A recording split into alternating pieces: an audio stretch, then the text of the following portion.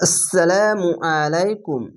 শব্দে শব্দে রিডিং কিভাবে পড়বেন এবং কোথায় গুণনা হবে এবং কোথায় কয় আলিফ টেনে পড়তে হবে, এই বিষয়গুলি এই ভিডিওর সাহায্যে শিখে নিতে পারবেন। এবং কোথায় থামতে হবে এবং কোথায় মিলিয়ে পড়তে হবে, এই বিষয়গুলিও অনেক সহজেই শিখে নিতে পারবেন। তো অবশ্যই শুরু থেকে শেষ পর্যন্ত ভিডিওটি দেখবেন। যদি আমার চ্যানেলে নতুন হয়ে থাকলে অবশ্যই চ্যানেলটিকে সাবস্ক্রাইব করে রাখবেন পরবর্তী ভিডিও দেখার জন্য। আউযু বিল্লাহি মিনাশ শাইতানির রাজিম। বিসমিল্লাহির রহমানির রহিম।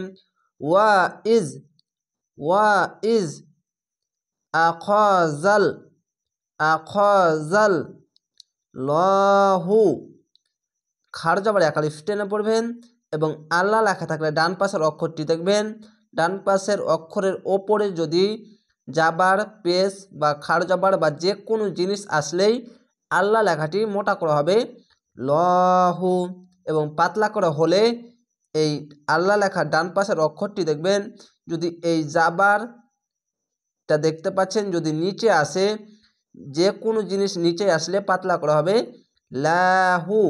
তো এখানে ওপরে আছে তার জন্য লহু পড়লাম, মোটা করে পড়লাম। ওপরে থাকলে মোটা করে পড়বেন, নিচে থাকলে পাতলা করে পড়বেন। মিসাকন, এখানে ওয়াজিব গন্না, জাবারের পাশে খালি আলিফ এক আলিফ টেনে পড়বেন এবং জেরের পাশে ইয়া সাকিন এক আলিফ টেনে পড়বেন। মিসাকন নাবিইনা, খাড় জেরে এক আলিফ টেনে পড়বেন নাবিইনা লামা, চিকন চিহ্ন মাদ্দে আরজি তিন আলিফ টেনে পড়বেন লামা আতাইতুকুম। এখানে ঈদগামে মিম সাকিন গুন্না, পাশাপাশি দুটি মিম থাকলে ঈদগামে মিম সাকিন গুন্না হবে। খাড় জবর এক আলিফ টেনে পড়বেন আতাইতুকুম মিন কিতাবিউ।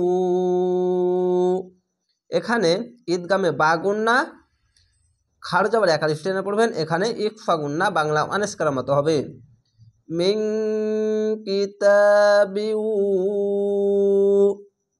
ওয়া হিকমাতিন। এখানে ইকফা গুন্না, হিক, এই হা উচ্চারণ করতে গেলে এই বাতাসটি বের হবে হিকমাতিন। সুম্মা সুম্মা, এখানে ওয়াজিব গুন্না ওয়া হিকমাতিন সুম্মা জাআকুম। মোটা চিহ্ন মাদ্দে লাজিম চার আলিফ টেনে পড়বেন, এখানে চিকন চিহ্ন পড়েছে তিন আলিফ টেনে পড়বেন এবং মোটা চিহ্ন থাকলে চার আলিফ টেনে পড়বেন। রসুলুম, এখানে ঈদগামে বা গুন্না, পেশের পাশে অসাকিন এক আলিফ টেনে পড়বেন রসুলুম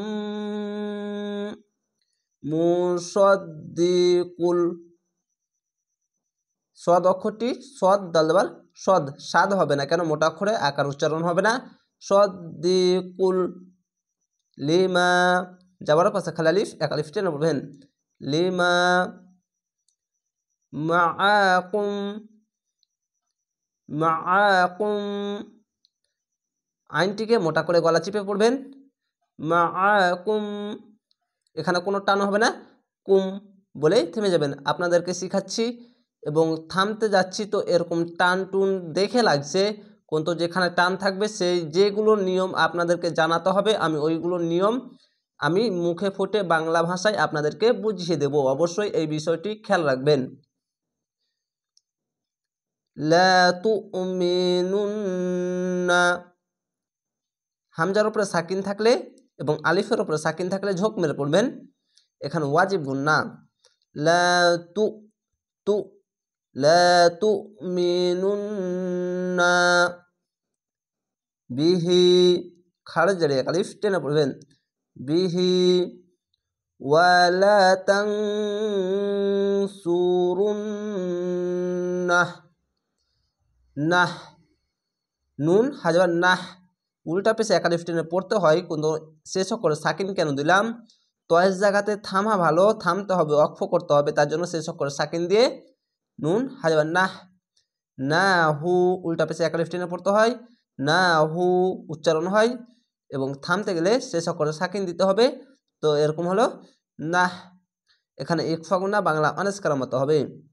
ওয়ালা তানসুরুন্নাহ, এখানে ওয়াজিব না। অবশ্যই আরেকটি বার পড়ছি, মনে করে খেয়াল রেখে শুনেন। ওয়ালা তাং, এখানে তাং তা তাং, এখানে তান নুনকে পড়ি না, অনাস্কার মতো পড়ছি, তাং তাং। ওয়ালা তানসুরুন্নাহ, ক্বালা যাবার পাশে খালালিফ একালিফ টেনে পড়বেন। ক্বালা আকরারতুম, কলকলা ধাক্কা মেরে ওপরে সাউন্ড যাবে। হামজা এবং আলিফ হামজা পড়তে হয়, তার জন্য দুবার হামজা উচ্চারণ হচ্ছে। আক আক আকরর, রর রর রজবা রর, আকরারতুম আকরারতুম। অবশ্যই ভেঙে ভেঙে আপনারা প্র্যাকটিস করবেন, কেননা প্র্যাকটিস করলে আপনারা অনেক দ্রুত দেখতে পেলেই এই শব্দগুলো অনেক দ্রুত পড়তে পারবেন, এবং শব্দগুলো ভেঙে ভেঙে যদি পড়েন তাহলে আরও সুন্দর হবে। ওয়া আখাজ, এখানে খাজ হবে না, খ জবার খ, আকার উচ্চারণ হবে না, খা হবে না, কেন? খ মোটা অক্ষর।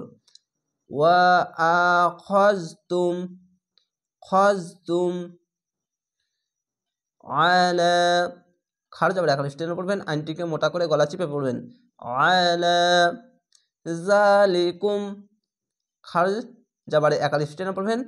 এখানে একটি কাপ মিম পেশ কুম আছে, এই পেশটি একটু হালকা দেখাচ্ছে, তো অবশ্যই খেয়াল রাখবেন।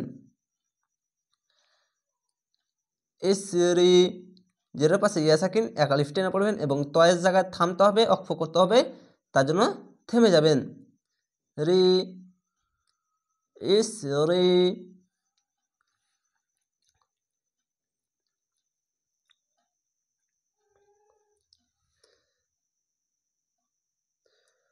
ক্বালু, যাবার পাশে খালালিফ একালিফ টেনে পড়বেন। পেশের পাশে ওয়াও সাকিন এবং একটি চিকন চিহ্ন আছে মাদ্দা আরজি, 3 আলিফ টেনে পড়বেন। ক্বালু আকরারনা, এখানে তো আছে, তয়ের জায়গা থামা ভালো, তার জন্য শেষ অক্ষরে খালি আলিফ আছে, এক আলিফ টেনে থেমে যাবেন। অবশ্যই আমার বিষয়গুলি কথাগুলি শুনবেন। থামা ভালো বলেছি, থামতেই হবে বলিনি। থামা ভালো বলতে এখানে থামতে পারেন এবং মিলিয়েও পড়তে পারেন, কিন্তু এখানে থামা ভালো, তয়ের জায়গায় থামতে হবে, থামা ভালো, কিন্তু না থামলেও কোনো সমস্যা নেই। তো এই ছোট্ট ছোট্ট জায়গায় যদি না থামতে চান, তাহলে এখানে থামবেন বা এখানে থামবেন, এক জায়গায় থামবেন, এবার এই আয়াত অবধি পড়ে নিতে পারেন। এখান থেকে এখানে থেমে যেতে পারেন, তো অবশ্যই থামা ভালো, তার জন্য থেমে যাবেন, না থামলে কোনো ক্ষতি নেই। ক্বালা যাবার পাশে খালালিফ একালিফ টেনে পড়বেন। ফাসহাদু, পেশের পাশে ওয়াও সাকিন একালিফ টেনে পড়বেন। ফাসহাদু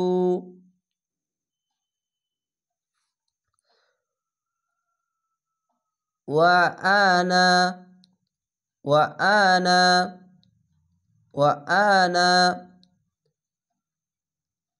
আনা লেখা আছে দেখতে পাচ্ছেন, আনা, আনার জায়গায় এই আলিফ অতিরিক্ত একটি আলিফ আছে, আনা লেখা থাকলে এই আনা জায়গায় থামতে না বা এক আলিফ টেনে পড়তে হবে না। আনা আনা এভাবে না পড়ে আনা, দু জায়গাতে শুধু টান হয়, বাদ বাকি জায়গায় টান হবে না, তো আনা এভাবে পড়বেন। ওয়া আনা, যেখানে থামতে হবে টেনে পড়তে হবে সেই জায়গাটায় আমি আপনাদেরকে বলে দেবো, কিন্তু এখানে টেনে পড়বেন না, আনা এভাবে পড়বেন। মাআকুম, এখানে ঈদগামে মিম সাকিন গুন্না, মাআকুম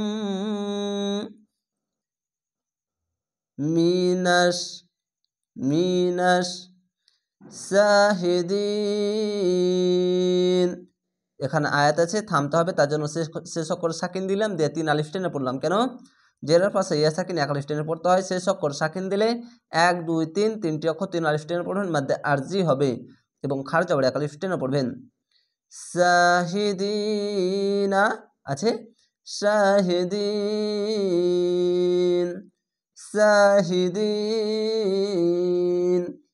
আশা করি আপনারা এইভাবে ক্লাসগুলো দেখবেন, ইনশাল্লাহ অনেক সুন্দরভাবে কোরআন তেলাওয়াত করতে পারবেন এবং শিখতে পারবেন। তো ভালো থাকেন, সুস্থ থাকেন। আসসালামু আলাইকুম।